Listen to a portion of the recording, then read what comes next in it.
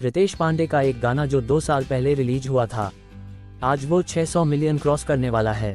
लौंडिया London से लाएंगे। जी हाँ दोस्तों, आज ये गाना 600 मिलियन के करीब पहुंच चुका है।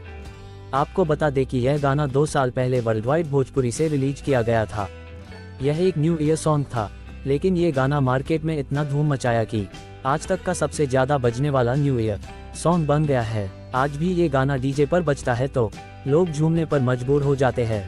भोजपुरी गाने सुनने वाला शायद ही कोई होगा जो इस गाने को नहीं सुना होगा। आज भी कहीं पार्टी या कोई अन्य फंक्शन हो रहा होता है तो ये गाना जरूर बजता है। आपको बता दें कि भोजपुरी का सबसे बड़ा गाने का रिकॉर्ड भी रितेश पांडे के नाम ही है। हेलो कौन, ये गाना भी 900 मिलियन के पार हो चुका है। आपको दोनों गाने में से सबसे ज्यादा कौन गाना पसंद है, हेलो कौन या लौंडिया लंदन से लाएंगे? कमेंट में बताएं। चैनल पर नए हैं तो चैनल को सब्सक्राइब करें।